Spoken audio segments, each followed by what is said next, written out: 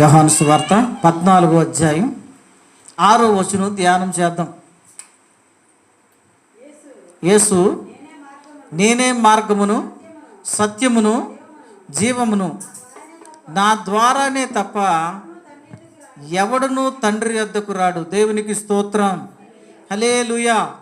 ఈ 3 రోజులు ధ్యానం మనం ఈ ఒక్క వచనాన్ని ధ్యానం చేస్తూ ఉన్నాం. ఈ 3 రోజులు మనం ఏ వచనాన్ని చూస్తాం? ఈ ఒక్క వచనాన్ని చెప్తాం. 3 రోజులు కూడా ఏమనుంది అక్కడ?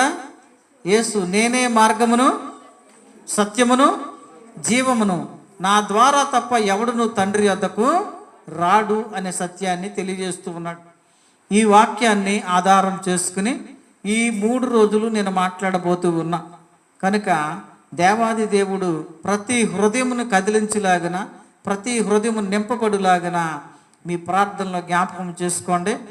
ఈ మొదటి దినపు ఆరాధనలో మొదటి మాట నేనే మార్గమును అనే మాటని జ్ఞాపకం చేసుకుందాం. రేపటి దినాన్ని సత్యమును, నేనే సత్యమును అనే మాటని జ్ఞాపకం చేసుకుందాం. 3వ దినమున నేనే జీవమును అనే మాటని జ్ఞాపకం చేసుకుందాం. ఈ ముచ్చటగా 3 మాటలు, ఈ మాటలు మీకు తెలిసేలాగా, మీకు అర్థమయ్యే రీతిగా చెప్పాలని నేను ప్రయత్నం చేస్తా. మీరు విని విశ్వాసం పొంది ఆత్మీయంగా ఎదగాలనేది నా యొక్క ఉద్దేశం. మొదట మాటగా చూసినప్పుడు మార్గము అనే మాట కనిపిస్తూ ఉన్నది.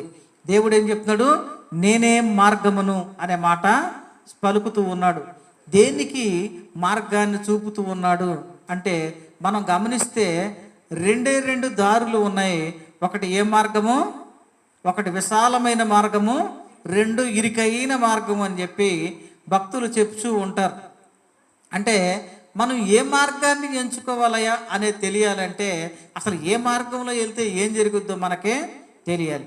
అలా తెలిసినప్పుడు ఏ మార్గం వెళ్ళాలనేది మనం నిర్ణయించుకోవటం అవకాశం ఉంటుంది. కనుక జాగ్రత్తగా వినండి. ఆ పిల్ల కూడా మీరు మర్చిపోండి. ఆ పిల్లలు తిరుగుతూనే ఉంటుంది, మీరు వాక్యం మాత్రమే వినండి, పిల్లలను పట్టించుకోకండి. నిర్గమాకాండము 33వ అధ్యాయం, నిర్గమాకాండము 33వ అధ్యాయం 13వ వచనం.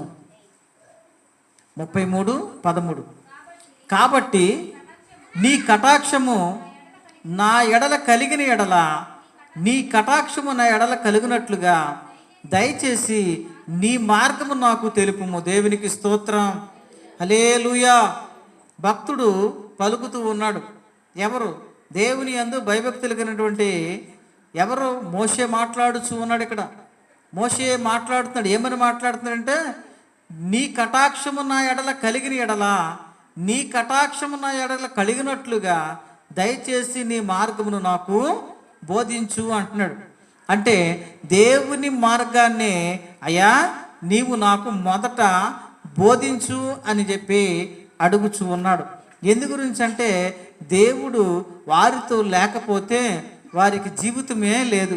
ఎందుకంటే దేవుడు వారిని ఒక మార్గములో నడిపించాడు. ఆ మార్గంలో మనం గమనించినప్పుడు 14వ వచనం చూస్తే, అందుకు ఆయన నా సన్నిధి నీకు తోడుగా వచ్చును అనే మాట కనిపిస్తూ ఉన్నది.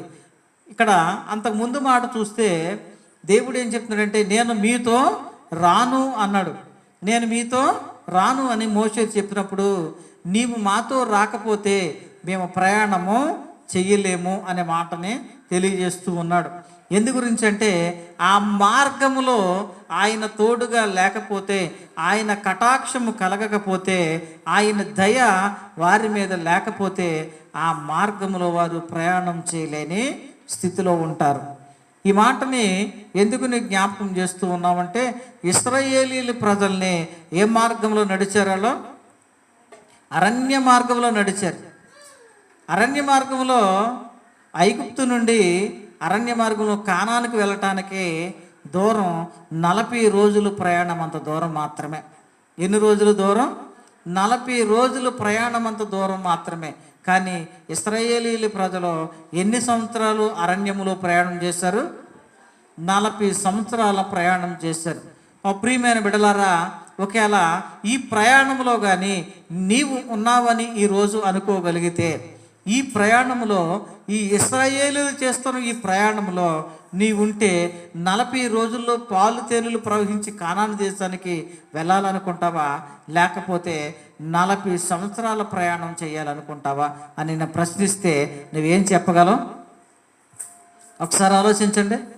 ఒకవేళ 40 సంవత్సరాల ప్రయాణం కావాలా, 40 దినాల ప్రయాణం కావాలా అని మిమ్మల్ని అడిగితే ఏమంటారమ్మా తల్లి? 40 సంవత్సరాలు ఎందుకు, 40 దినాల్లో వెళ్ళిపోదాం అని అంటారు. అంతే కదా? ఎందుకంటే అది చాలా వేగమైన ప్రయాణం, చాలా ఎలా ఉంది, స్పీడ్గా ప్రయాణం జరుగుతూ ఉన్నది. కానీ దేవుడు వాళ్ళని 40 సంవత్సరాల ప్రయాణం చేయించాడు. ఇక్కడ అర్థం చేసుకోగలిగితే ఈ 40 సంవత్సరాల్లో వాళ్ళ జీవితాలు ఎలా ఉన్నాయి? వాళ్ళు చూడనటువంటి వాటిని చూశారు, వారు తిననటువంటి దాన్ని తిన్నారు, వారు ఎన్నడూ అనిపించినటువంటి అనుభూతుల్ని వారు అనుభవించారు. ప్రియమైన బిడ్డలారా, మరి ఒకవేళ 40 దినాల ప్రయాణం కోసం 40 సంవత్సరాల ప్రయాణం చేశారా అనేది ఆలోచిస్తే, నీ మట్టుకు నేను ప్రశ్నిస్తే, నీవు 40 దినాల్లోకి పాలు తేనెలు ప్రవహించే దేశంలోకి వెళ్ళిపోతే మంచిది అనుకుంటావా, లేకపోతే 40 సంవత్సరాలు ప్రయాణం చేస్తే మంచిది అనుకుంటావా అని నేను నిన్ను ప్రశ్నిస్తూ ఉన్నా. ఎవరైనా సరే నేను ఇన్ని సంవత్సరాలు ప్రయాణం చేయాలనుకుంటున్నా, ఇన్ని దినాల ప్రయాణం చేసుకుంటానికి మీరు చెప్పగలిగినట్లయితే మనం ముందుకు వెళ్దాం. ఎందుకంటే ఒకవేళ మీరు అన్నట్లుగా ఒకవేళ 40 దినాల ప్రయాణం కానీ చేస్తే ఆ ప్రయాణంలో ఎవరుండరో? దేవుడు ఉండడు. మరి మనము దేవుడు మనతో ఎక్కువ కాలం ఉండటం మనకు మంచిదా, లేకపోతే దేవునితో తక్కువ కాలం ఉండటం మంచిదా అనేది ఆలోచిస్తే, వారు 40 సంవత్సరాల ప్రయాణం చేయటానికి ఆ మార్గంలో దేవుడు వారికి తోడుగా ఉన్నాడు. కారణం ఏంటయ్యా అంటే, ఆ 40 సంవత్సరాల్లో దేవుడు వారిని ఏం చేశాడు? ఎలా నలగగొట్టాలో అలా నలగగొట్టాడు. దేవునికి స్తోత్రం, హల్లెలూయా. మన జీవితాల్లో మనం అనుకుంటాం, ఈ మార్గంలో వెళ్తే నేను త్వరగా నా జీవితాన్ని చేరుకుందును కదా, నా లక్ష్యాన్ని ఈ మార్గంలో వెళ్తే త్వరగా చేరుకుందును కదా, ఇలా అయితే అలా ఉండును కదా, అలా అయితే ఇలా ఉండును కదా అని చెప్పి ఆశపడుతూ ఉంటాం. మనం చాలా ఆశలు పెట్టుకుంటూ ఉంటాం. మనం ఏమనుకుంటూ ఉంటాం? మన జీవితంలో షార్ట్కట్లో ముందుకు వెళ్ళిపోవాలనుకుంటూ ఉంటాం. అవునా? త్వరగా మన జీవితాల్లో ఏం జరిగిపోవాలి? ఎన్నెన్నో కార్యాలు జరిగిపోవాలని ఆశపడతాం. కాస్త ఆలస్యం అయితే నిరాశ, నిస్పృహ, నిట్టూర్పులు మన జీవితాల్లో కలుగుతూ ఉంటాయి. కానీ దేవుని ఆలోచన వేరు, దేవుని ప్రణాళిక వేరు. ఎందుకంటే ఈ 40 సంవత్సరాల ప్రయాణంలో ఇశ్రాయేలీలు ప్రజలు వారి పాపాన్ని ఏం చేశారు? విడిచిపెట్టారు. ఈ 40 సంవత్సరాల్లో దేవుని యొక్క గొప్ప ఆశ్చర్యాల్ని, అద్భుతాలని కళ్ళారా చూడగలిగారు. ఈ 40 సంవత్సరాల్లో వారు ఏం చేయబడ్డారంట? నలగగొట్టబడ్డారంట. ఈ రాత్రికాల సమయంలో విశ్వాసం అనే జీవితంలో నువ్వు ఒకవేళ నలగగొట్టబడకపోతే, ఆత్మీయ జీవితంలో నువ్వు నలగగొట్టబడకపోతే, ఆత్మీయ ఎదుగుదల అనేది ఎన్నటికీ కూడా రానే రాదు. నీవు నీ మోకాళ్ళని నలగగొట్టగలిగితే, నీ మోకాళ్ళని వంచగలిగితే దేవునికి సమీపముగా ఉంటాం. ఈ 40 సంవత్సరాల్లో దేవుడు వారిని ఏం చేశాడు? ఏ విధముగా వంచాలో ఆ విధముగా వంచి పరిపూర్ణమైనటువంటి వ్యక్తులుగా తీర్చిదిద్ది వారిని ఏం చేశాడు? పాలు తేనెలు ప్రవహించే దేశానికి నడిపించాడు. ఇప్పుడు విద్యార్థులకి ఏం చేస్తున్నారు? చదివిన తర్వాత సంవత్సరం అంతా చదివిన తర్వాత క్వార్టర్లీ, హాఫర్లీ, అది FA1, FA2, SA1, SA2 ఎన్ని ఎట్టి ప్రీ ఫైనల్ అని చెప్పి పెట్టి లాస్ట్లో ఫైనల్ ఎగ్జామ్ పెడుతున్నారు. వీళ్ళు అనుకుంటా ఉంటారు, ఎందుకు వచ్చిన తలనొప్పిది, ఒక్కసారి ఎగ్జామ్స్ ఏమి లేకుండా ఒకేసారి వేసవకాలం ఎగ్జామ్ పెడితే వదిలిపోయాను కదా, 10th క్లాస్ అయిపోయాను కదా, ఇంటర్మీడియట్ అయిపోయాను కదా, డిగ్రీ అయిపోయాను కదా అనుకుంటారు. అంటే ఇవన్నీ ఎందుకు చేస్తారంటే, నీవు నలగబట్టడం కొరకు, నీవు మంచిగా తయారవ్వటం కొరకు, నీవు ఎదగటం కొరకు, నేర్చుకునటం కొరకు, ఆత్మీయంగానే కాకుండా అభివృద్ధి చెందే పదవిలో ముందుకు వెళ్ళటానికి ఏం చేస్తా? ఇదంతా ఒక ప్రణాళిక, ఇదంతా ఒక క్రమబద్ధమైన రీతిలో అంతే తప్పనిచ్చి అలా కాకుండా ఒకేసారి ఎగ్జామ్ పెట్టి పంపిస్తే కరోనా బ్యాచ్లో బిల్డింగ్ కట్టినోళ్ళలా ఉంటుంది. కరోనా బ్యాచ్లో బిల్డింగ్ కట్టాడంట ఒకడు, 2 పిల్లర్స్ సీలు కట్టాడంట. కట్టినంతసేపు బాగానే ఉంది. తర్వాత ఏమైపోయింది అంటే ఆడికి ఆ లాజిక్ తెలియదు, అట్లా స్టాటిస్టిక్స్ ఆడికి తెలియలే, దాని యొక్క ఎంతవరకు నిలబడగలుగుద్ది అనేది ఆడికి అంచనా రాలే. అంటే సరైన ఆత్మీయ ఎదుగుదల లేకపోతే పడిపోయే ప్రమాదం ఉన్నది. కనుకనే ఇశ్రాయేలీయుల ప్రజలు 40 దినాల్లో చేయవలసిన ప్రయాణాన్నే దేవుడు 40 సంవత్సరాలు చేయించాడు. కారణం ఏంటంటే ఈ 40 సంవత్సరాలు వారు ఏం చేశారు? దేవునితో నడవటం నేర్చుకున్నారు, దేవునితో ఉండటం నేర్చుకున్నారు. అనేక ఇబ్బందుల నుండి, ఇరుకుల నుండి, సమస్యల నుండి దేవుడు ఎలా కాపాడో వారు కళ్ళారా చూశారు. ఈ రాత్రికాల సమయంలో నీవు నేను కూడా దేవుని చేత నలగగొట్టబడితే ఖచ్చితంగా ఆ నూతన యెరూషలేములో నీవు నేను ఖచ్చితంగా ప్రవేశించగలం. కనుక ఏ మార్గంలో వెళ్ళాలనేది దేవుడు నీ ముందుంచాడు. 1 విశాలమైన మార్గము, 2 ఇరుకైన మార్గము. 1 40 రోజులు ప్రయాణం, 1 40 సంవత్సరాల ప్రయాణం. మనందరం ఏమనుకుంటాం, ఈ గోతుల రోడ్లో వెళ్ళటం ఎందుకు, దోబుచర్లు వెళ్తే హైవే ఎక్కుతాం, అటు విజయవాడ అయినా ఇటు రాజమండ్రి అయినా గంటలో వెళ్ళిపోవచ్చు అనుకుంటాం. అంతేనా? అంటే ఆ రోడ్లో వెళ్తే ఎలా ఉంటుంది? కుదుపులు ఉండవు, ఇబ్బంది ఉండదు, చక్కగా వెళ్ళిపోవచ్చు. ప్రతి ఒక్కరూ కోరికనేది అదే. కానీ ఆత్మీయ జీవితంలో ఆ కోరికలు పనిచేయవు. ఆత్మీయ జీవితంలో అది పనిచేయదు. నీవు ప్రార్థించాలి. ఆ ప్రార్థన దేవుడు అంగీకరించాలి. నీ ప్రార్థనకు దేవుడు జవాబు దయచేయాలి. ఆ జవాబు దయచేసినప్పుడు తిరిగి దేవునికి నీవు ఏం తెలియజేయాలి? కృతజ్ఞత తెలియజేయాలి. నీ కృతజ్ఞత తెలియజేయటం ద్వారా నీవు అనేకులకి కనపరచబడాలి. నీవు అనేకులు కనపరచబడటం ద్వారా అనేకులకి ఎలా ఉండాలి? మాదిరిగా ఉండాలి. నువ్వు మాదిరిగా ఉన్నప్పుడు నిన్ను చూసి ఇతరులు మారాలి. వారిని చూసి ఈ లోకమంతయు కూడా నేర్చుకోవాలి. ఇదంతా జరగాలి అంటే ఆత్మీయంగా మనం ఏం చేయబడాలి? నలగగొట్టబడాలి. అందుగురించే ఇశ్రాయేలీయుల ప్రజల్ని ఏం చేశాడు? పాపముతో నిండిపోయినటువంటి వారిని, పాపము చేసినటువంటి వారిని ఆ అరణ్యములోనే నశింపజేసి పవిత్రమైన జీవితాన్ని జీవించే వారిని మాత్రమే తన యొక్క వాగ్దానం ప్రకారం పాలు తేనెలు ప్రవహించే దేశంలోకి నడిపించాడు. ప్రియమైన బిడ్డలారా, మరి మనకి ఏ మార్గం అయితే మంచిది అనేది మనం ఆలోచించుకోవాలి. ఏ మార్గంలో వెళ్ళాలో మనకి తెలియాలంటే మనం ఏం చేయాలి? మనం 33:13 ఏమని చెప్తుంది? కాబట్టి నీ కటాక్షము నా ఎడల కలిగిన ఎడల, నీ కటాక్షము నా ఎడల కలుగునట్లుగా దయచేసి నీ మార్గము నాకు తెలుపుము. దేవునికి స్తోత్రం, హల్లెలూయా. మనం మొదట ఈ రాత్రికాల సమయంలో అడగవలసింది, ప్రభువా నేను ఏ మార్గంలో వెళ్ళాలో నాకు తెలియజేయి తండ్రి అని ఈ రాత్రికాల సమయంలో అడగటం నేర్చుకోవాలి. దేవుడు చెప్పిన మార్గంలో ప్రయాణించటానికే మనం ప్రయత్నము చేయాలి. వీరు ప్రయత్నం చేశారు. చూడండి, ఒకసారి చూద్దాం.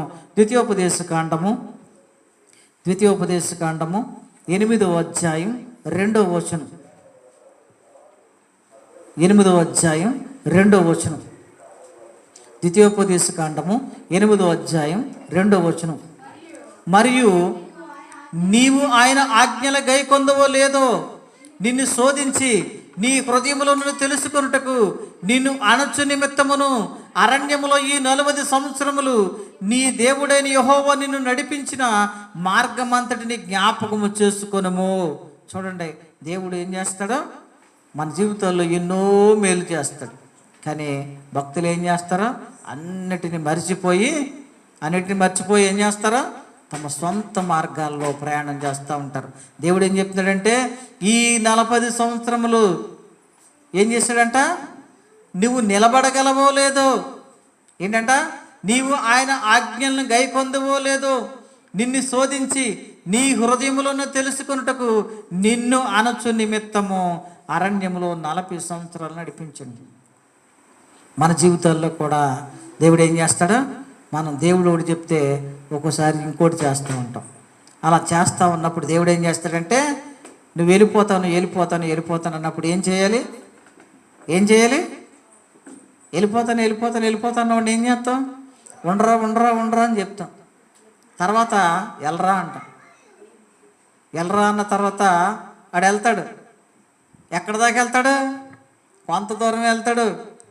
అక్కడికి వెళ్ళిన తర్వాత అటు దారులన్నీ మూసుకుపోతాయి. అప్పుడు ఏ దారి చూస్తాడు?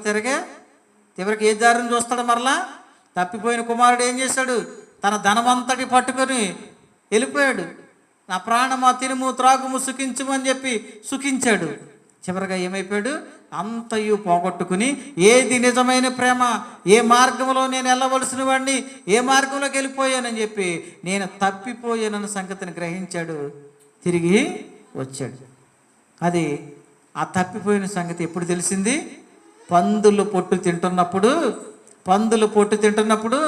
అనుకున్నాడు, నా తండ్రి ఏంటో అనేక మంది పనివారు సంతృప్తికరంగా భోంచేస్తున్నారు, ఆ పనివారిలో ఒకటిగానా ఉందామని చెప్పి తిరిగి ప్రయాణమయ్యాడు.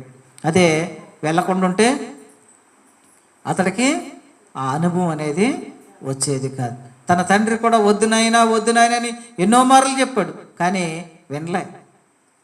ఇక్కడ దేవుడు కూడా మనల్ని ఏం చేస్తుంటాడంటే, కొన్నిసార్లు ఏం చేస్తాడో, నువ్వు నిలబడగలవో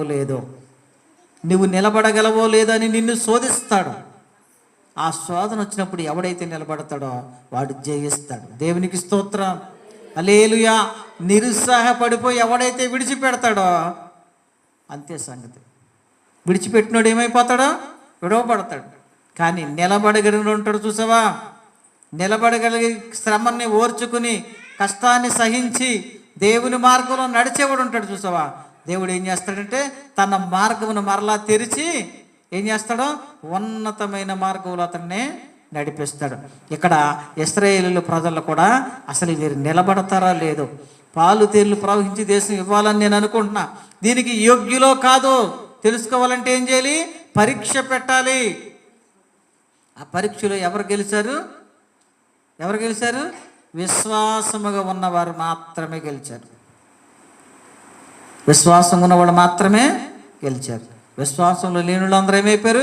ఆ అరణ్యములోనే రాలిపోయారు. ప్రియమైన సంగమా, ఈ యొక్క జీవితంలో, ఈ ప్రయాణంలో ఎన్నో చూస్తాం, ఎన్నో దినాలు చూసాం, ఎన్నో సంవత్సరాలు చూసాం, ఎన్నో అనుభవాలు చూసుంటారు. మీరు మీ అనుభవాల్లో, మీ జీవితాల్లో మీరు చూసినటువంటి ఆటుపోట్లలో నిలబడ్డారా, లేకపోతే చెడ్డ మార్గంలోకి వెళ్ళిపోయి బ్రతుకుతున్నారా అనేది తెలుసుకోవటం కొరకు దేవుడు ఏం చేశాడు? వారిని శోధించాడు. శోధింపబడిన పిమ్మట నేను సువర్ణం వలె మెరియుదును అంటున్నాడు. శోధింపబడిన పిమ్మట సువర్ణం వలె మెరియుదును అంటాడు. అసలు శోధన అనేది నీకు రాకపోతే అసలు నువ్వు అందులో ఎంతవరకు నిలబడగలవు ఎవడో తెలుస్తుంది? తెలియదు. అంటే నీకు వచ్చిన శ్రమలు, ఇబ్బందులు, ఇరుకులు నిన్ను దేవుడు నిజంగా ఇష్టపడితే నలగగొడతాడు.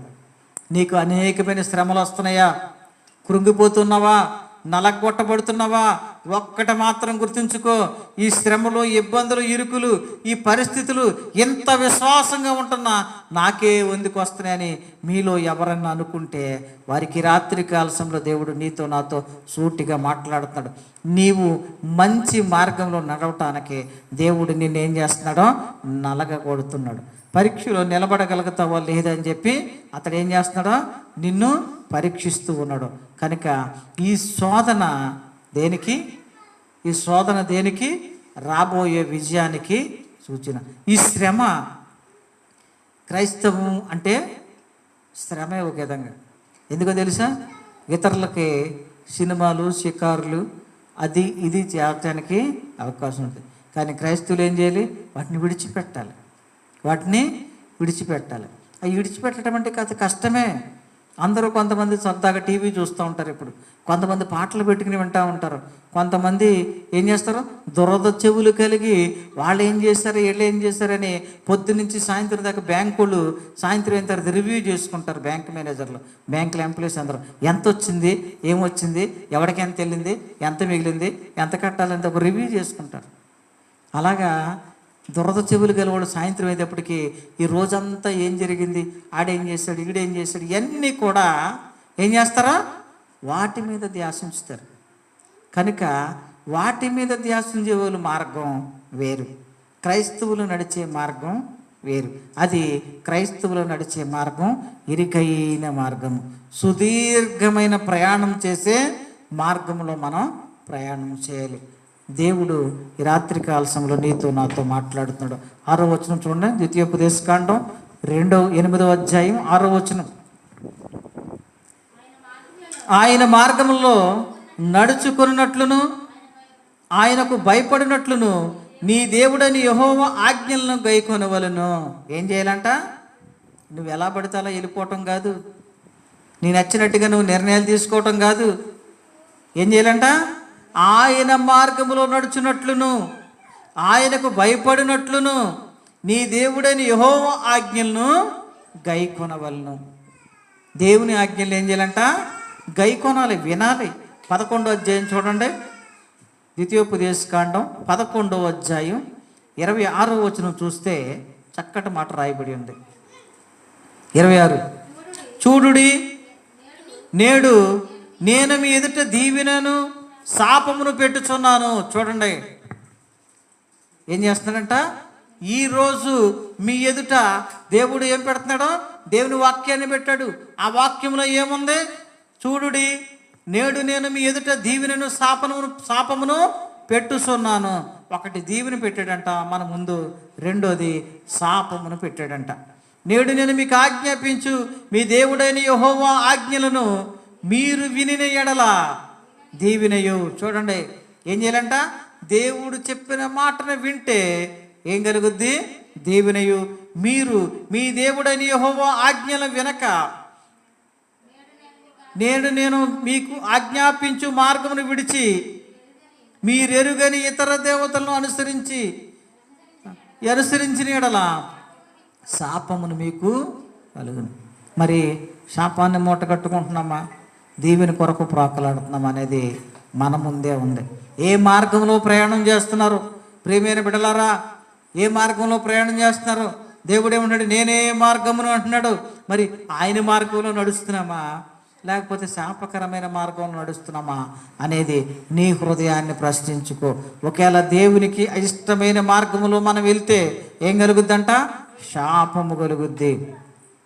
మనందరం దీవెని కొరకు ప్రాకులాడుతున్నాం, కానీ శాపం కొరకు ఎవ్వడు ప్రయాసపడ్డావు. ఒకవేళ తెలియక నీవు అజ్ఞాని వలె ఉంటే ఈ రాత్రి కాల సమయంలో దేవుడు అంటున్నాడు తెలుసా, ఓ ప్రియమైన కుమార్తె, ఓ నా ప్రియమైన కుమారుడా, నీవు నడవలసిన మార్గం అది కాదు, ఈ మార్గంలో నడువు అని చెప్పి దేవుని వాక్యం తెలియజేస్తుంది. ఒకసారి యెహోషువ రాసిన గ్రంథము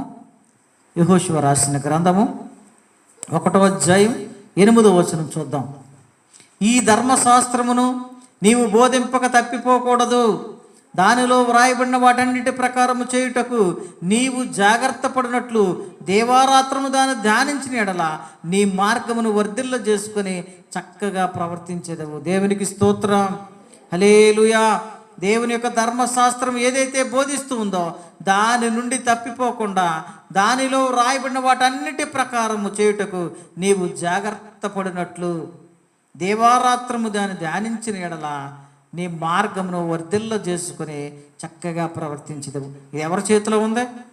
మన చేతిలోనే ఉంది. నువ్వు ఏ మార్గంలో వెళ్తావు అనేది నీ చేతిలోనే ఉంది. ఒకటి జీవపు మార్గము, 2 మరణపు మార్గము. జీవము కావాలా మరణము కావాలనేది తేల్చుకోవలసింది మనమే. నువ్వు భీమవరం వెళ్ళాలంటే ఇటు ఎక్కాలి బస్సు, జంగారెడ్డి వెళ్ళాలంటే ఇటు ఎక్కాలి. భీమవరం వెళ్తాక జంగారెడ్డి బస్సు ఎక్కితే ఏం ఉపయోగం? భీమవరం వెళ్ళవు, వ్యతిరేక మార్గంలో జంగారెడ్డిని పోతావు. అవునా? నువ్వు ఎటు వెళ్ళాలనేది నీకు తెలియాలి. మొదట నువ్వు ఎంచుకునే మార్గం ఏది? జీవ మార్గమా మరణ మార్గమా? ఏ మార్గాన్ని ఎంచుకుంటున్నావు? దిశానిర్దేశం లేకుండా రోడ్డు మీదకి వెళ్ళిన తర్వాత ఎటు ఎక్కుదాం అనుకుంటున్నావేమో. అలాంటి వాళ్ళు 2-3 చూసాం మన ఊళ్ళోనే. బొసటి ఎటొత్తే అటు ఎక్కేవాడు ఉన్నారు. అలా వెళ్ళొద్దు. దిశానిర్దేశం లేని ప్రయాణాలు చేయొద్దు. ఒక మార్గాన్ని ఎంచుకో. ఆ మార్గములో ఏముండాలి? దేవుడు చెప్పే ధర్మశాస్త్ర ప్రకారంగా ఏదైతే చెప్పాడో ఆ మాటల్ని జ్ఞానంతో ఆలోచించి వాటిని ఏం చేయాలంట? దివారాత్రం ఏం చేయాలంట? ధ్యానం చేయాలి. అసలు ధ్యానం చేయటానికి సమయం ఎక్కడదే? మనకు సమయం ఎక్కడదమ్మా ధ్యానం చేయటానికి? బిజీ షెడ్యూల్ మందే. అయ్యో ఒక దినం రాబోచున్నది, నువ్వు బిజీ షెడ్యూల్లో ఉంటే నువ్వెవరో నాకు తెలియదని దేవుడు అంటే మనం ఏమైపోతామో ఆలోచించండి. 9వ వచనం చూడండి ఒకసారి. నేను నీ ఆజ్ఞ ఇచ్చి ఉన్నాను కదా, నిబ్బరము కలిగి ధైర్యముగా నుండము, దిగులు పడకము, జడియకము. నీవు నడుచు మార్గం అంతటిలో నీ దేవుడైన యెహోవా నీకు తోడై ఉండును. ఎప్పుడు? దేవారాత్రం నీ వాక్యాన్ని ధ్యానం చేస్తూ, ప్రభువా నేను నడవలసిన మార్గాన్ని నాకు తెలియజేయి తండ్రి, నేను తప్పిపోయి ఒకవేళ ఉన్నానేమో తండ్రి, తప్పిపోయిన కుమారుడు వలె ఉన్నానేమో తండ్రి, దారి తప్పి తిరుగుతున్నానేమయ్యా, ప్రభువా నీ మార్గం ఏదో నాకు తెలియచేయి, నీ మార్గంలో నన్ను నడిపించు తండ్రి, నీ మార్గం నన్ను నడిపించు తండ్రి అని రోజు ఏం చేయాలంట? ధ్యానం చేయాలి. అంటే దేవుని మార్గంలో మనం ప్రయాణం చేయాలంటే రోజు ఏం చేయాలంట? ధ్యానం చేయాలి. ధ్యానం చేయటం అంటే ఏంటి? వాక్యం చదవటం. ధ్యానం చేయటం అంటే వాక్యాన్ని చదివి వాక్యానుసారంగా ప్రార్థించటం, అడగటం. విన్న వాక్యానుసారంగా ప్రార్థన చేసి దేవుణ్ణి అడగటమే ధ్యానం చేయటం. అంటే రోజు మనం ఏం చేయాలంట? వాక్యం చదవాలంట. చదువుతున్నారా? ఒకవేళ చదవకపోతే ఈ రోజు నుంచి అయినా, అయ్యా నీ మార్గం ఏంటో నాకు తెలియజేసావు గనక నేను నీ మార్గంలో వెళ్ళటానికి సహాయం చేయమని అడగాలి. చూడండి, కీర్తన గ్రంథము 5వ అధ్యాయం. కీర్తన గ్రంథము 5వ అధ్యాయం త్వరగా తీయండి. కీర్తన గ్రంథము 5వ అధ్యాయం 8వ వచనం.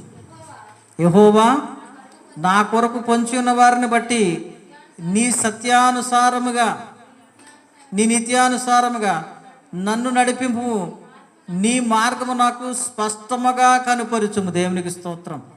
దావీదు భక్తుడు అడుగుతున్నాడంట, నీ మార్గం మీద నాకు స్పష్టంగా తెలియజేయని అడుగుతున్నాడంట. మరి నువ్వు అడిగావా? అయ్యా నేను ఏ మార్గంలో వెళ్ళాలి అని ఎప్పుడైనా అడిగావా? అడగలే. ఇక నుంచి అడుగు. ప్రతి దినము అడగటం నేర్చుకోండి. దావీదు అడిగాడు, ఏ మార్గంలో వెళ్ళాలి అని అడిగాడు. 25వ కీర్తన 11వ అధ్యాయం చూడండి. 25-11 వచనం. యెహోవా నా పాపము బహుఘోరమైనది, నీ నామమును బట్టి దాన్ని క్షమింపు. చూడండి, యెహోవా యందు భయభక్తులు గలవాడెవడు, వాడు కోరుకోనవలసిన మార్గము ఆయన వానికి బోధించును. ఎవరికంట? యెహోవా యందు భయభక్తులు గలవాడెవడు, వాడు కోరుకోనవలసిన మార్గం ఆయన వానికి బోధిస్తాడు. అంటే అసలు కోరుకోవలసింది ఎవరో? మనమే. మనము దేవుణ్ణి అడగాలి. ఏమని అడగాలంటే, అయ్యా నీ మార్గం ఏదో నాకు తెలియజేయి తండ్రి అని అడగాలి. కీర్తన గ్రంథము 37వ అధ్యాయం 5వ వచనం చూస్తే, నీ మార్గమును యెహోవాకు అప్పగింపము, నీవు ఆయనను నమ్ముకొనుము, ఆయన నీ కార్యమును నెరవేర్చును. ఏం చేస్తారంట? నీ మార్గమును యెహోవాకు అప్పగించాలంట. నీ జీవితాన్ని ఎవరికి అప్పగించాలి? దేవుడికి అప్పగించాలి. అయ్యా నన్ను నడిపించయ్యా అని అడగాలి. అలా అడగగలిగినప్పుడే మనం ఆయన మార్గంలోకి వెళ్తాం. అదేవిధంగా పరిశుద్ధమైన మార్గంలో దేవుడు నిన్ను నన్ను నడిపించాలి అనుకుంటున్నాడు. 77వ కీర్తన గ్రంథము 77వ అధ్యాయం 13వ వచనం చూడండి. 13వ వచనం. దేవా నీ మార్గము పరిశుద్ధమైనది, దేవుని వంటి మహాదేవుడు ఎక్కడ ఉన్నాడు? ఒక ప్రశ్న వేస్తున్నాడు ఇక్కడ. నిజంగా నీ వంటి దేవుడు ఎక్కడా ఉన్నాడు? ఎక్కడా లేడు. ఆదియు అంతమునై ఉన్నాడు, ఉన్నవాడు అనువాడునై ఉన్నాడు, అన్ని సమయాల్లో ఉన్నవాడు ఆయనే. కనుక ఆయన మార్గంలో మనం నడవాలి కానీ, ఆయన మార్గంలో నడవాలి కానీ దేవుడెవరో తెలియకుండా నువ్వు చేసిన దేవుణ్ణి నువ్వు పూజిస్తే ఏం ఉపయోగం? అవునా? అంటే దేవుడు అంటే నిన్ను సృష్టించేవాడు దేవుడు. నీవు సృష్టిస్తే దానికి ఎవరు దేవుడు అవుతారు? నువ్వు సృష్టించావు అనుకో ఏదన్నా, దానికి ఎవరు దేవుడు? నీవు దేవుడు. కానీ మనల్ని సృజించిన దేవుడు, ఈ భూమిని ఆకాశము సమస్తము సృజించిన దేవుడు నిన్ను నన్ను ఏం చేస్తున్నాడు? పరిపాలిస్తూ ఉన్నాడు, ఏలనై ఉన్నాడు. కనుక మనం ఎవరిని ఆరాధించాలి? ఏ మార్గంలో ప్రయాణించాలి? ఆయన మార్గంలో ప్రయాణించాలి. కనుక పరిశుద్ధమైన మార్గంలో దేవుడు నిన్ను నన్ను ప్రవేశపెట్టాలని ఆశపడుచున్నాడు. సామెతల గ్రంథము 3వ అధ్యాయం 14వ వచనం చూడండి ఒకసారి. వెండి సంపాదించుట కంటే జ్ఞానము సంపాదించుట మేలు, అపరంజి సంపాదించుట కంటే జ్ఞాన లాభము నొందుట మేలు. పగడముల కంటే అది ప్రియమైనది, నీ ఇష్ట వస్తువులన్నీ దానితో సమములు కావు. చదవండి. దాని కుడి చేతిలో దీర్ఘాయువును, దాని ఎడమ చేతిలో ఘనతాఘనతలను ఉన్నవి, దాని మార్గములు రమ్యములు, దాని త్రోవలన్నీ క్షేమకరములు. చూడండి, మరి ఏ మార్గంలో వెళ్తే మంచిది? క్షేమకరమైన మార్గంలో వెళ్తేనే మనకు మంచిది. అలా కాకుండా ఒక 2 మార్గాలు ఉన్నాయి. పొరపాటుని ఆ మార్గంలో ఎవరన్నా ప్రయాణం చేస్తున్నారేమో ఈ రాత్రి కాల సమయంలో ప్రశ్నించుకోవాలి. చూడండి ఒకసారి 4వ అధ్యాయం సామెతలు 4:26. 4:26. నీవు నడుచు మార్గమును సరళము చేయము, అప్పుడు నీ మార్గములన్నీ స్థిరములగును. అంటే మనం నడిచే మార్గాన్ని మనం ఏం చేయాలంట? మొదట సరళము చేయాలి, శుభ్రపరచాలి, మంచి మార్గాన్ని ఏర్పాటు చేసుకోవాలి. అవునా? అది స్థిరమైన మార్గము. ఆ మార్గం కాకుండా వేరే మార్గంలో ప్రయాణం చేసే బ్రతికి ఎలా ఉందో చూద్దాం. 5వ అధ్యాయం 8వ వచనం చూడండి. 5:8లో ఒక మార్గం ఉంది. జార స్త్రీయుండు ఛాయకు పోక నీ మార్గము దానికి దూరం చేసుకొనుము, దాని ఇంట వాకిడి దగ్గరకు వెళ్ళకు. ఈ మార్గంలో అస్సలు వెళ్ళొద్దని దేవుడు చెప్తున్నాడు. ఏ మార్గంలో వెళ్ళొద్దు అంటున్నాడు? జార స్త్రీయుండు ఛాయకు పోక నీ మార్గము దానికి దూరముగా చేసుకొనుము, దాని ఇంటి వాకిడి దగ్గరకు వెళ్ళకు. దాని దగ్గరికి కాదు, అసలు దాని ఇంటి వాకలుగా దాని ఈదిలోకే పోకు అని దేవుని వాక్యం హెచ్చరిస్తూ ఉంది. ఒకవేళ చెప్పినా వెళ్ళావనుకో, అలా చెప్పినా ఆ మార్గంలో పోయావనుకో ఏం జరుగుతుందో చూడండి ఒకసారి. 7వ అధ్యాయం సామెతలు 7:27. 7:27. దాని ఇల్లు పాతాళమునకు పోవు మార్గము, ఆ మార్గం మరణశాలలకు దిగిపోవును. చూడండి, చక్కగా ఎక్కడికెక్కడ తీసుకోకుండా డైరెక్ట్గా వెళ్ళిపోవచ్చు. ఎక్కడికే? పాతాళానికి పోయే మార్గం ఏదంట? దేవుడు చెప్పిన మార్గంలో నడవలసిన యవ్వనులు జార స్త్రీయుండు చోటకు పోతే, కాముకత్వంతో జీవిస్తే, వ్యభిచారానికి బానిసలైపోతే ఎక్కడ పోతారంట? డైరెక్ట్గా నేరుగా ఎక్కడికే? పాతాళానికి పోయే మార్గం ఏదయ్యా అంటే అదే. పాతాళానికి పోయే మార్గం ఏదంట? ఒకవేళ పాతాళానికి పోయే మార్గం ఏదయ్యా అని మిమ్మల్ని అడిగితే ఈ మాట చెప్పండి. చక్కని మార్గం అన్నట్టు ఇది. ఈ మార్గంలో ఎవడో పోకూడదు. ఈ మార్గంలో ఎవడో పోకూడదు. చాలా జాగ్రత్తగా ఉండాలి. మరి ఏ మార్గంలో వెళ్ళాలి? నీతిమంతుల మార్గంలో వెళ్ళాలి. ఏ మార్గంలో వెళ్ళాలి? నీతిమంతుల మార్గం. ఎక్కడ ఉంది అది? ఎలా ఉందో చూద్దాం ఒకసారి. యెషయా గ్రంథము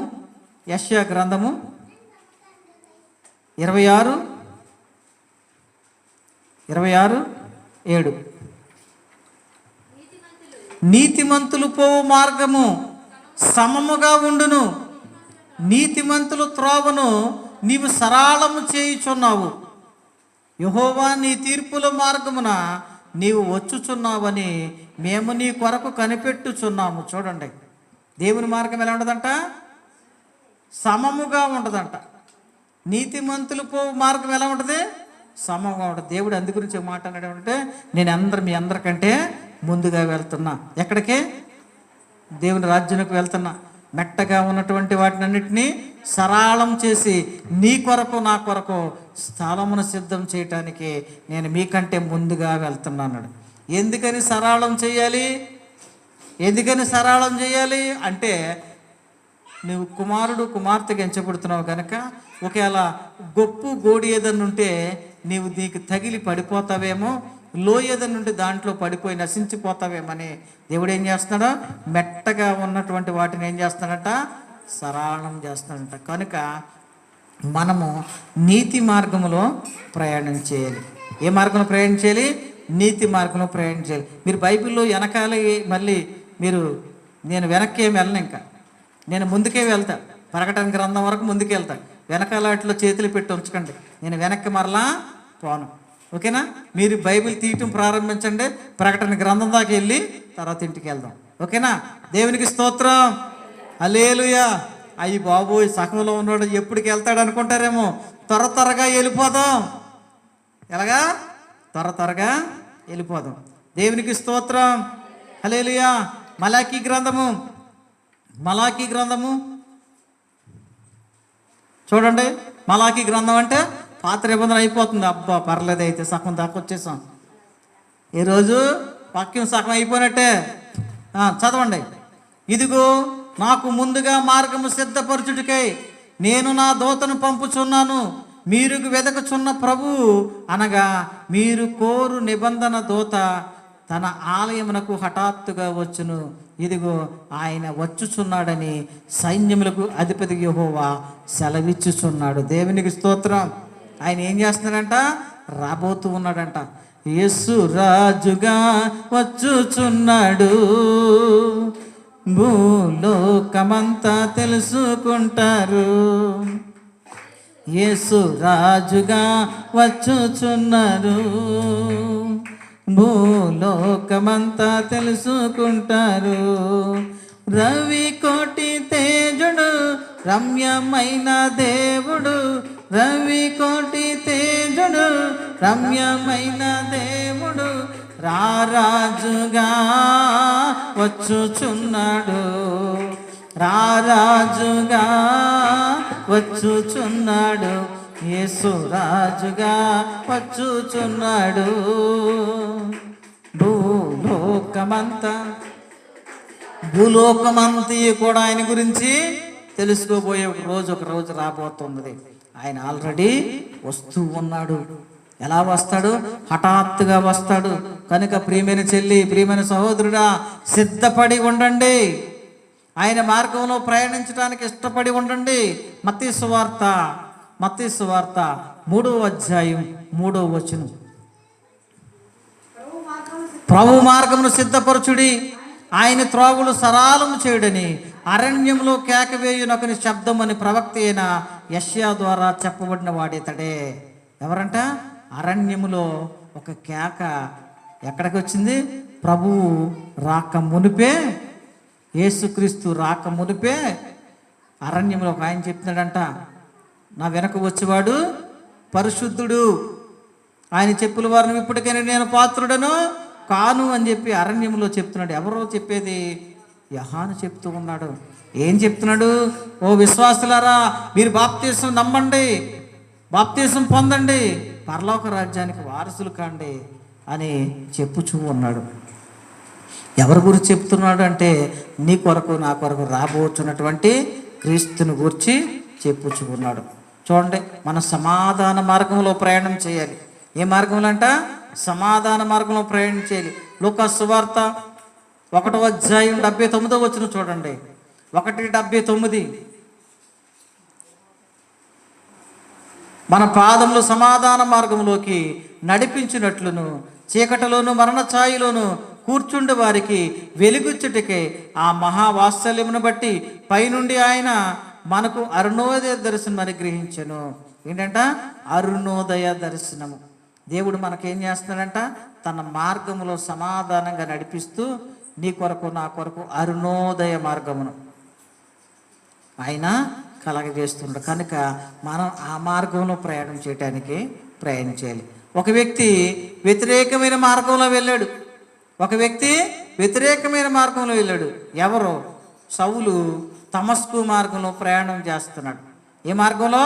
దమస్కు మార్గంలో గుర్రం ఎక్కి ప్రయాణం చేస్తూ ఉన్నాడు. ఎందుకు ప్రయాణం చేస్తున్నాడంటే క్రీస్తుకు వ్యతిరేకమైన మార్గంలో, దేవుని యందు భయభక్తులు కలిగిన విశ్వాసులకు వ్యతిరేకమైన మార్గంలో ప్రయాణం చేస్తున్నాడు. కానీ అతడు ఏం చేయబడ్డాడో? ఆ మార్గంలో ఆటంకపరచబడ్డాడు, పడిపోయాడు. ప్రియమైన బిడ్డలారా, ఒకవేళ దేవుని మార్గంలో వ్యతిరేకమైన మార్గంలో మనం ఒకవేళ వెళ్తున్నామేమో, బాగానే సాగిపోతుంది, సాఫీగానే వెళ్ళిపోతున్నాం, ఎవడో చూడలేదు కదా అని అనుకుంటావేమో. ప్రియమైన చెల్లి, సహోదరుడా, ఒకవేళ అలాగనుకుంటున్నారేమో, నన్ను ఎవడో చూడలేదు కదా, నేను ఈ ఇంట్లోకి వెళ్ళవచ్చు అనుకుంటున్నారేమో. దేవుడు చూస్తున్నాడు మిమ్మల్ని. దేవుడు చూస్తున్నాడు. వ్యతిరేకమైన మార్గంలో వెళ్ళిపోతున్నారేమో. దేవుడు ఏం చేస్తున్నాడంటే, నువ్వు అలాగ వెళ్తే ఎక్కడో చోట ఏం చేస్తాంట? ఆటంకపరచబడుద్ది. సౌలు ఏమైపోయాడు? కింద పడిపోయాడు. గుర్రం మీద వేగం వెళ్ళేవాడు కింద చతికిలు పడ్డాడు. చతికిలు పట్టి ఏమంటున్నాడు? ప్రభువా నీవెవడవే అంటున్నాడు. అంటే ఏమంటున్నాడు? నీవు హింసించుచున్న క్రీస్తుని. మరి ఏ మార్గంలో వెళ్తున్నావు నువ్వు? నువ్వు వెళ్ళవలసిన మార్గం అది కాదు. నువ్వు వెళ్ళవలసిన మార్గం ఏది? రక్షణ మార్గంలో వెళ్ళాలి నువ్వు అని చెప్పి సౌలుని ఆటంకపరిచి ఏ మార్గంలో నడిపిస్తున్నాడో? రక్షణ మార్గంలో నడిపిస్తున్నాడు. అపోస్తుల కార్యములు 16వ అధ్యాయం, అపోస్తుల కార్యములు 16వ అధ్యాయం 17వ వచనం చూద్దాం. 16, 17. ఆమె పౌలును మమ్మును వెంబడించి, ఈ మనుషులు సర్వోన్నతుడైన దేవుని దాసులు, వీరు మీకు రక్షణ మార్గం ప్రచురించి వారై ఉన్నారని కేకలు వేసి చెప్పాను. ఎవరు చెప్పారో తెలుసమ్మా? ఎవరు చెప్పారో తెలిసి ఈ మాట? మీకు వాళ్ళు వచ్చింది రక్షణ మార్గాన్ని చూపించడానికి వచ్చారు అని ఎవరు చెప్తున్నారు తెలుసా? దెయ్యం పట్టిన స్త్రీ చెప్తుంది. దెయ్యం పట్టిన స్త్రీ చెప్తుంది. నువ్వు చెప్పడం ఏంటి? యేసుక్రీస్తు దేవుడు అని చెప్పి దెయ్యం కూడా చెప్పుద్ది. అవునా?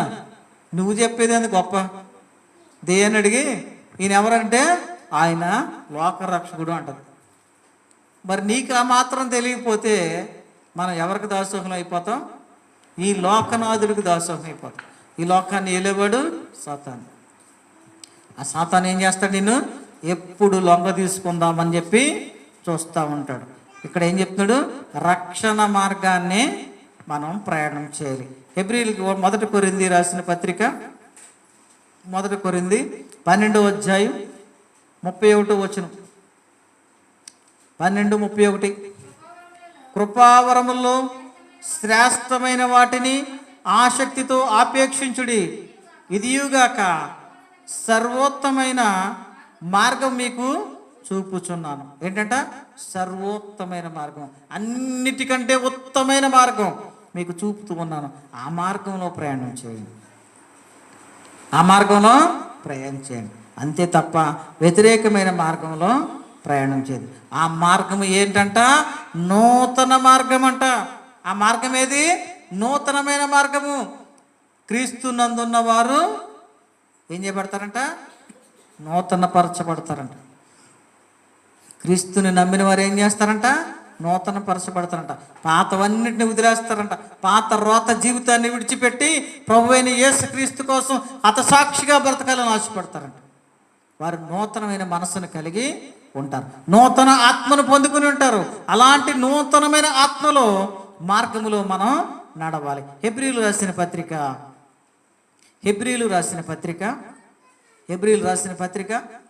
10వ అధ్యాయం 19వ వచనం చూద్దాం. 10-19.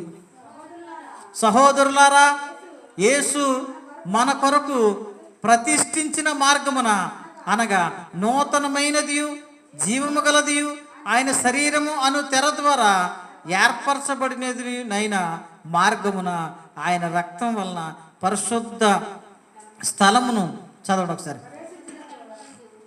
పరిశుద్ధ స్థలమునందు ప్రవేశించుటకు మనము ధైర్యము కలిగి ఉన్నది గనుకను దేవుని ఇంటిపైన మనకు గొప్ప యాజకుడు ఉన్నాడు గనుకను మనస్సాక్షి కల్మషము తోచకుండానట్లు ప్రోక్షింపబడిన హృదయములు గలవారమును, ఏంటంట, ప్రోక్షింపబడిన హృదయము గలవారమును, నిర్మలమైన ఉదకముతో స్నానం చేసిన శరీరమును గలవారమునై ఉండి విశ్వాసములో సంపూర్ణ నిశ్చయిత కలిగి యథార్థమైన హృదయముతో మనం దేవుని సన్నిధానమును చేరుదాము. వాగ్దానం చేసిన వాడు నమ్మదగిన వాడు గనక మన నిరీక్షణ విషయమే మనం ఒప్పుకున్నది నిశ్చయముగా పట్టుకుందాం. ఎప్పుడో తెలుసా, నిశ్చయముగా మనం పట్టుకోవాలంటే, దేవుని యొక్క ఆశీర్వాదాలను పట్టుకోవాలంటే దేవుడు మన ముందు రెండు ఉంచాడు. మాట వింటే దీవెన, వినకపోతే శాపం.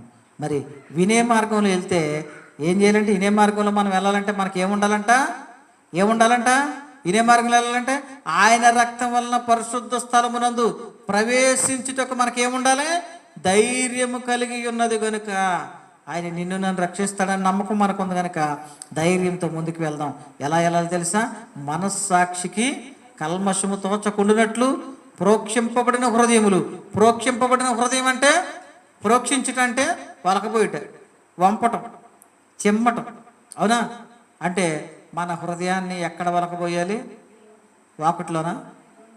దేవుని సన్నిధిలో వలకపోయాలి, అవునా? పొద్దున్నే కళ్ళాపి ఎక్కడ వేస్తారు? ఇంటి ముందు వేస్తారు. మన ఊర్లో ఇంట్లో వేసుకుంటాడు ఎవడన్నా, ఏడు. ఎందుకని? అలా ఆ రీతిలో వెళ్తున్నారు కనుక అది అక్కడ వేయాలి. ఎక్కడ పోయాలి? ఎక్కడ పోయవలసిన దాన్ని అక్కడ పోయాలి. అంటే మన హృదయాన్ని ఎక్కడ వలకపోయాలంట? మరి ఎక్కడ వలకపోతున్నారు? వీధుల్లో వలకపోతున్నారా? సందులో వలకపోతున్నారా? రోడ్ల మీద వలకపోతున్నారా? సినిమా హాల్లో వలకపోతున్నారా? ఎక్కడ వలకపోతున్నారు మీ జీవితాన్ని, మీ హృదయాన్ని? అంటే వలకపోయిన చోట వలకపోస్తే ఎక్కడ పోతాం?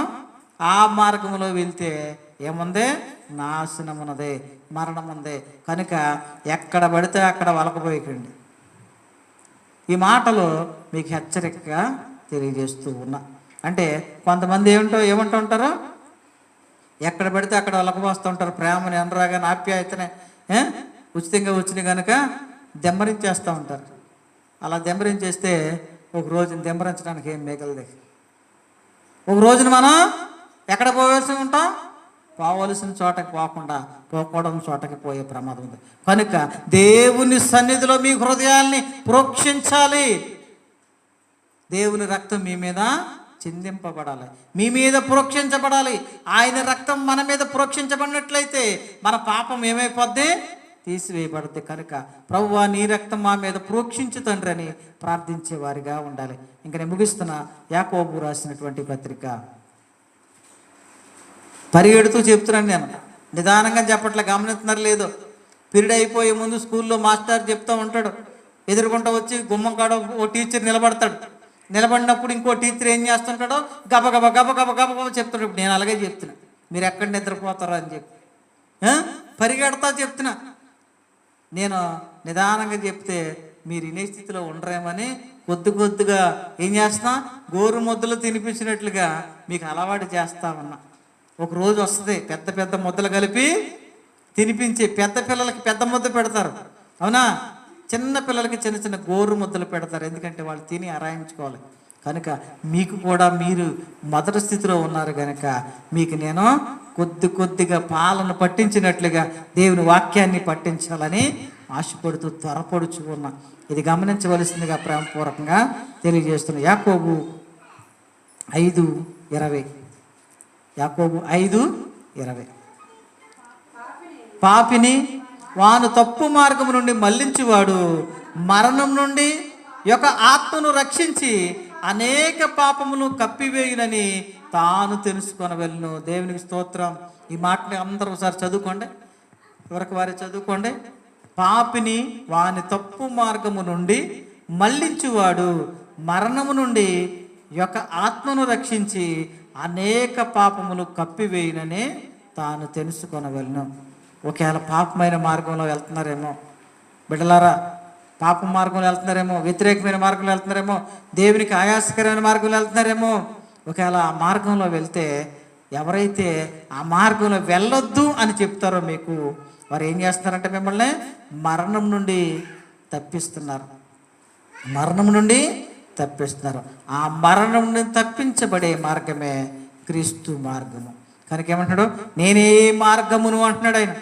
యోధా రాసినటువంటి పత్రిక, యోధా చివరికి వెళ్ళిపోండి, బైబిల్ చివరికి వచ్చేసాం మనం, మొదటి నుంచి చివరికి వచ్చేసాం. యోధా 1:11 ఒకే ఒక అధ్యాయం ఉంటుంది. ప్రకటన గ్రంథం ముందుంటుంది చూడండి. అయ్యో వారికి శ్రమ, వారు కయీను నడిచిన మార్గం నడిచిరి, బహుమానం పొందవలనని బిలాము నడిచిన తప్పు త్రోవలో ఆతురతగా పరిగెత్తిరి, కోరాహు చేసినట్టు తిరస్కారం చేసి నశించిరి. చూడండి, ప్రభువేమో ఏమంటున్నాడు, మీరు ఈ మార్గంలో వెళ్ళండి, నేను మిమ్మల్ని ఆశీర్వదించాలనుకుంటున్నాను అని చెప్తున్నాడు. కానీ కొంతమంది ఏం చేస్తున్నారు, అయ్యో వారికి శ్రమ. ఎవరికి శ్రమ అయ్యా అంటే కయీను నడిచిన మార్గము. కయీను ఏం చేశాడు, తన సహోదరుని అసూయ చేత చంపాడు. కయీన్ని తన సహోదరుడు అసూయ చేత చంపాడు. ఒకవేళ అసూయ నీ హృదయంలో ఉందేమో, దేవుడి రాత్రి కాలశంలో దాన్ని తీసివేయమని నీకు హెచ్చరిస్తూ ఉన్నాడు. రెండవది, బహుమానం పొందవలనని బిలాము నడిచిన త్రోవ. కొంతమంది ఏం చేస్తారంట, రాజమార్గంలో వెళ్లకుండా దొడ్డుదారిలో డబ్బులు సంపాదిద్దాం అనుకుంటారు, దొడ్డుదారిలో విజయాన్ని పొందాలనుకుంటారు. అప్పుడు ఏమవుతారు, ఒక రోజున చిక్కబడి ఏం చేస్తారో ఇబ్బంది పడుతూ ఉంటారు. కనుక ప్రియమైన బిడ్డలారా, బిలాము పోయే మార్గంలో పోకండి. కోరాహు ఏం చేశాడంట, తిరస్కారం చేశాడు. దేవుడు చెప్పింది కాకుండా చెప్పండి చేశాడు. కనుక అలా చేయొద్దు. దేవుడు ఏమంటున్నాడంటే, నిన్ను నన్ను ప్రేమిస్తూ ఉన్నాడు, నిన్ను నన్ను నూతనమైన మార్గంలో నడిపించి నిన్ను నన్ను జీవ మార్గంలోకి, నిత్య రాజ్యంలోకి వారసులు అవటానికి, నడిపించడానికి ప్రభు ఏమంటాడు, నేనే మార్గముని అంటున్నాడు. మనందరం ఏం చేయాలి, ఆ మార్గంలో ప్రయాణం చేయాలి. చివరగా ప్రకటన గ్రంథము 15వ అధ్యాయం, ప్రకటన గ్రంథము 15వ అధ్యాయం 3వ వచనం, 15:3. వారు ప్రభువా దేవా సర్వాధికారి, నీ క్రియలు ఘనమైనవి, ఆశ్చర్యమైనవి, యుగములకు రాజా, నీ మార్గములు న్యాయములను సత్యములునై ఉన్నవి. దేవునికి స్తోత్రం. ఏంటంట, ఆయన ఏమంటాడా, యుగములకి ఏంటంట, రాజు అంట. ఏ యుగం, ఈ యుగం అనలే, యుగ యుగాలకి రాజు. ఆయన రాజుగా ఉన్నాడు, రాజులకు రాజును, ప్రభువులకు ప్రభువునై ఉన్నాడు. కనుక నీ రాజు మరలా రాబోతూ ఉన్నాడు. ఆయన వచ్చేటప్పటికి ఆయన మార్గంలో వెళ్ళటానికి మనం సిద్ధంగా ఉండాలి. ప్రియమైన బిడ్డలారా, ఈ రాత్రికాల సంబంధించినటువంటి చదవనటువంటి వాక్యాన్ని జ్ఞాపకం చేసుకుంటే ఆ 4వ వచనం కూడా చూడండి. ప్రభువా నీవు మాత్రము పవిత్రుడవు, నీకు భయపడిన వాడెవడు, నీ నామను మహిమపరచని వాడెవడు, నీ న్యాయ విధులు ప్రత్యక్షపరచబడినవి కనుక జనములందరూ వచ్చి నీ సన్నిధిని నమస్కారం చేసిదరని చెప్పుచు దేవుని దాసులకు మోషే కీర్తనయు, గొర్రెపిల్ల కీర్తనయు పాడుచున్నారు. చూడండి, కీర్తన పాడుతున్నారంట. అయ్యా నీ మార్గంలో వెళ్ళాలి, నీ మార్గంలో వెళ్ళాలి, ఆయన మార్గంలో ప్రయాణించడానికి ప్రయత్నం చేయండి. ఇంత త్వరగా నా జీవితంలో ఎప్పుడు వాక్యం చెప్పలే, ఇది మొదటిసారి. ఎందుకంటే ఇవాళ లేట్ అయితే రేపు మీరు రారేమో. ఎందుకంటే సమయం అలాంటిది, మిమ్మల్ని వచ్చేలాగా నేను చేస్తాను కదా, అదే నా పని. దేవుని వాక్యం ఏమంటుందంటే, తప్పిపోయిన మార్గంలో ఎవరైతే ఉన్నారో వారందరినీ ఏం చెప్తాడు దేవుడు, త్రోవ తప్పిన వారిని ఏం చేయాలంట, తిరిగి త్రోవలోకి నడిపించగలగాలి. 100 గొర్రెలు ఉన్నవాడు 99 గొర్రెలు వచ్చేటుంటే ఆ ఒంటరైన గొర్రె కోసం పరిగెట్టాడంట. ఎందుకని, ఈ 99 ఆల్రెడీ ఇక్కడ ఉన్నాయి. ఆ తప్పిపోయిన గొర్రె ఎలా ఉంటుంది, ఒంటరిగా ఉంటుంది. ఆ తప్పిపోయిన గొర్రెకి ఎవరు ఆధారం లేరు, అది బిక్కుమంటూ ఒంటరిగా జీవిస్తుంది.